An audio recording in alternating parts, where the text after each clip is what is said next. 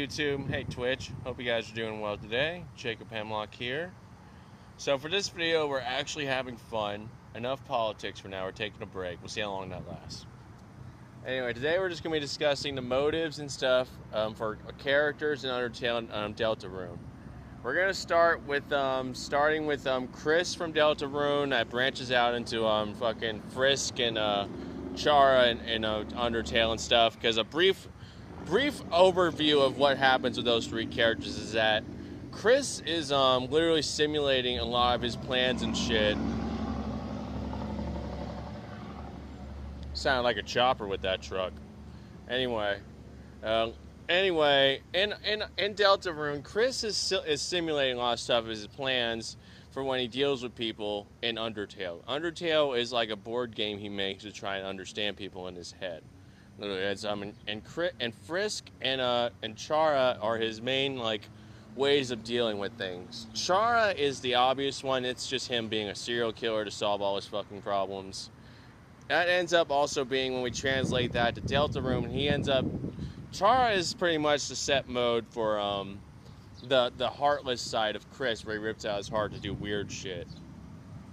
Frisk is still his kind side, where he just fucking be's a good kid and typically tries to basically spare people or otherwise mate with them in order to try and fucking stabilize the world. It really kind of unstabilizes things because Frisk just frisks against everything, and Chara characteristically kills everything around him, to where it creates a very mixed bag with his final game board that is Deltarune. To an extent. Basically, in my head, all the routes are have bits and pieces of the canon, which basically who wins at the end is Flowery. We will get to why Flowery wins when we fucking reach that point, which, I'm bored, let's do it now. Flowery was introduced in Chapter 5 recently, but when it comes to how he branches out in my head, he branches out a lot as someone in the background that is part of Chris's subconscious, kind of. It's more like what Chris might ultimately want to be. He might ultimately want to be Flowery or something, if I'm remembering this right. Am I remembering this right? Kind of. Flowery is his own viewpoint to an extent. They all are. Especially when you notice in fucking Chapter 5 of Deltarune that all of those freaking characters are just the colors of the hearts that Chris is supposed to represent. Well, not supposed to represent. The characters are supposed to represent with the hearts in Undertale, with those chambers with the hearts.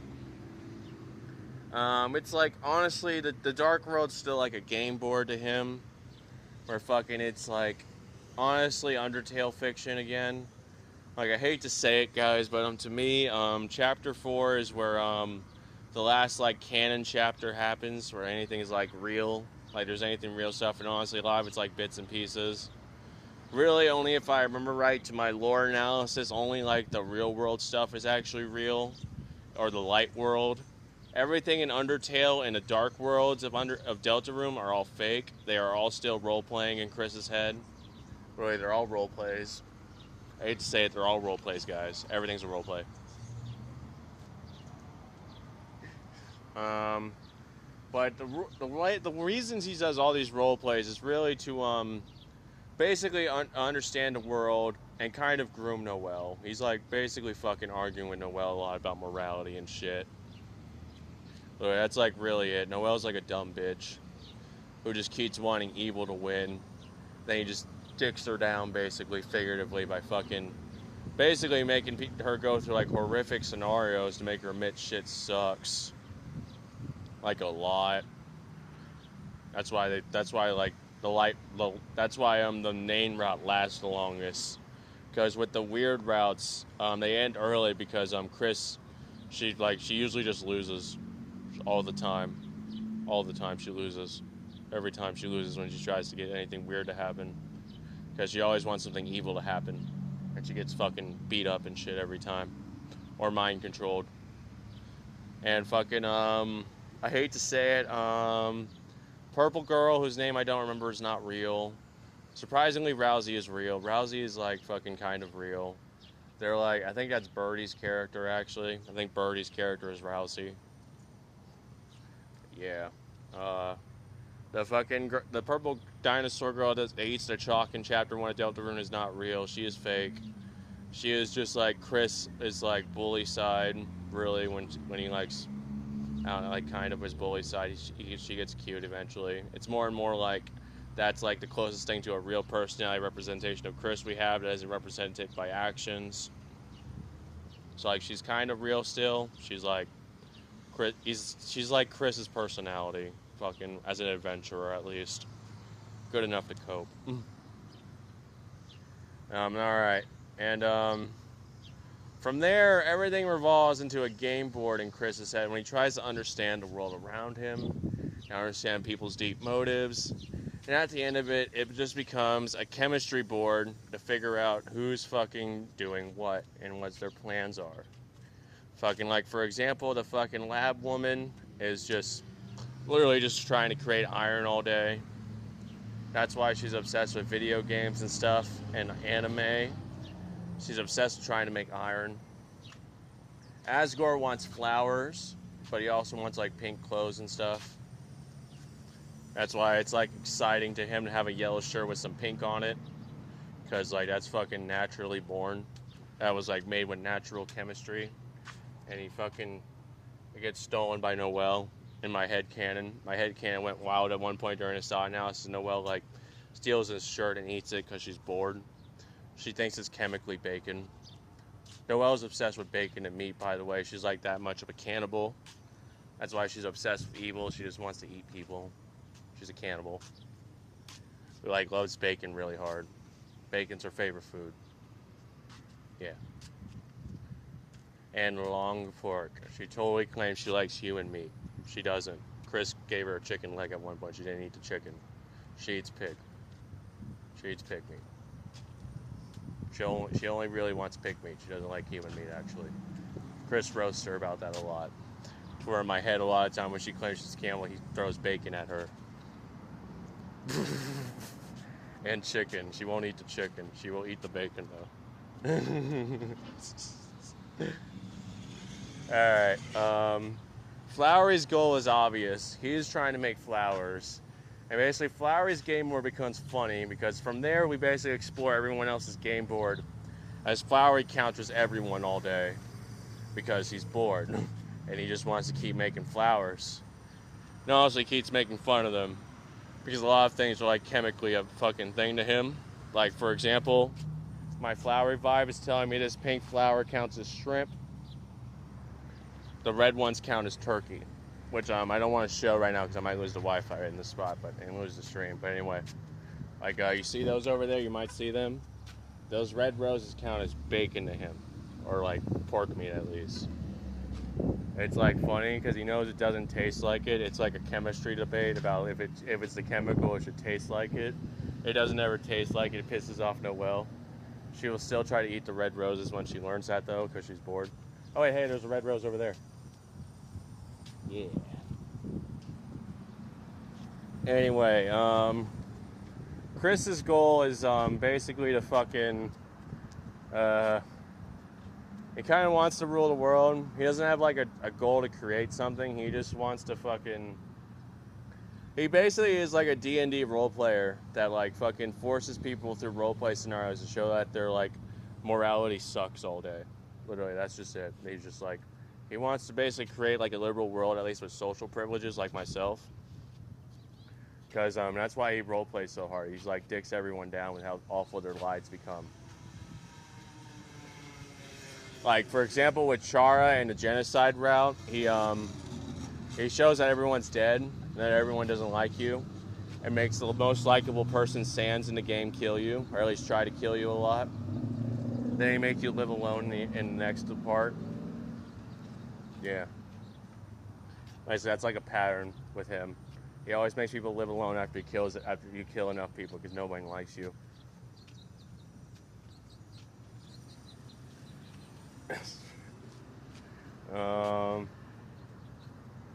Let's see. He also if he had one other ulterior motive, he barely considers the motive in my head, but it's definitely like a way of life to him.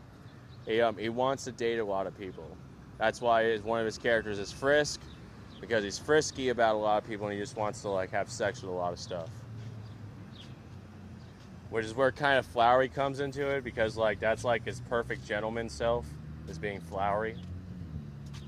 Like that's his personality when he wants to get a date, is flowery. Yeah. And also in chapter 5, when he pulls out Flowery, he's trying to date Noelle that time. I'm just gonna tell you that, because basically the fucking relationship drama with the purple girl and her is actually just Chris trying to date Noelle and admitting they were dating in a role play, and they're like, no, we're role play dating. They're dating. At least in Chris's head, he's trying to make her admit it. She hasn't admitted it yet. At least in my head. I don't know. We'll have to watch chapter 5 more and fucking alternate playthroughs people are doing, like in fucking with the weird routes and stuff. I haven't watched all the weird routes yet. Anyway, from there, Flowery again is, as I said, is funny because he basically branches out into trying to create his own fucking perfect world of chemistry to an extent by fucking interacting with everyone's plans and fucking mucking them up and shit. Basically making them cross paths too hard. Like create his own perfect little chemistry dungeon of bullshit. Which is honestly just a typical household, except he uses everything too hard. Especially fucking doing Noelle's vibe of eating too much food. He does Alpheus's vibe of playing video games and reading manga too much, or at least having the books around. He has mangas and books in his room a lot to generate things. He shines lights on things like the legit Flowey does, because Flowey just like, with that TV screen vibe, he realizes like the light screen can help generate chemistry. So he fucking, he keeps screens on to help with chemistry, stuff like that. From there, we basically vibe with, we're going to go to Undertale again briefly and vibe with the routes. Basically, on the Frisk route, is basically him mating with everything in his head to figure out what's worth living and dying. Chara basically figures out how to kill everything in case he has to kill them. And the neutral route is really just him deciding who lives and who dies long enough to get to the ultimate boss, which is Flowey, so he can fucking beat Flowey's ass with ease by killing enough people and getting enough combat experience. Yeah. And honestly, if we vibe with chemistry, he's actually eating them to get more energy and strength, like when Noelle would do with meat and stuff. Yeah. And so from there, the other motives for characters are stuff like with the heart characters and the new game, Deltarune Chapter 5, each character is really literally just trying to make their ink dye. Literally all of them are. They all are just trying to make their color appear more in reality. They're all those characters that like yellow, purple, green, they are all just obsessed with it.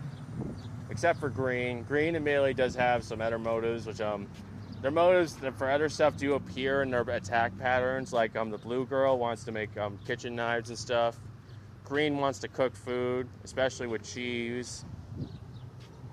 Fucking Purple's the one that wants more books to be made, in addition to creating the color purple.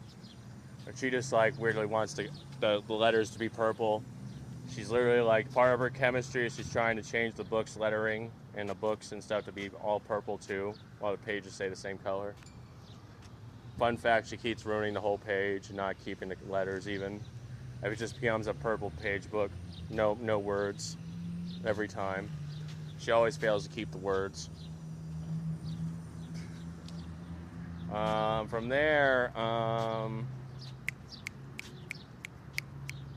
let's see, Toriel's goal is to make turquoise, I think. I think she wants to make the stone turquoise and other gems. That's why she's obsessed with dressing like a wizard and stuff and doing chemistry. She's obsessed with making gems and candy. And yo-yos. I'm seeing a yo-yo in my head.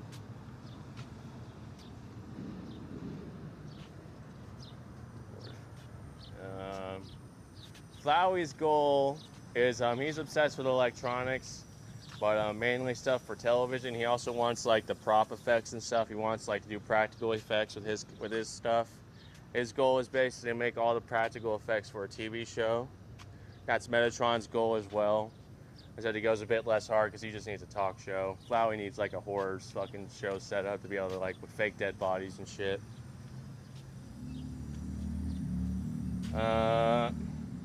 I'm hearing Toriel wants to make guns.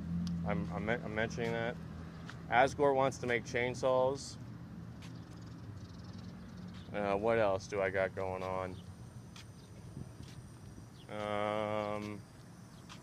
I'm thinking I should have prepared more of a script, but I'm bored. I just wanted to say this off my chest, off the top of my head. Am I gonna make this just a part one because I'm already bored? I might be running out of ideas. Is there anything I could say? Birdie's obsessed with glasses, I think. Oh, the digital world's intriguing. Queen's ultimate goal is actually to spread Wi-Fi everywhere because she's obsessed with making everyone smart. She doesn't like dumb people. So hard, she wants to spread the internet across the whole planet, so people basically have Google in their brains and stuff. Let's see, what else? That basically ends it for there. I probably have more stuff eventually, but for now it sets up a basic pattern for the behind-the-scenes chemistry war of Undertale and Deltarune. Yeah. Yeah, about solves it for part one. Peace and love, guys.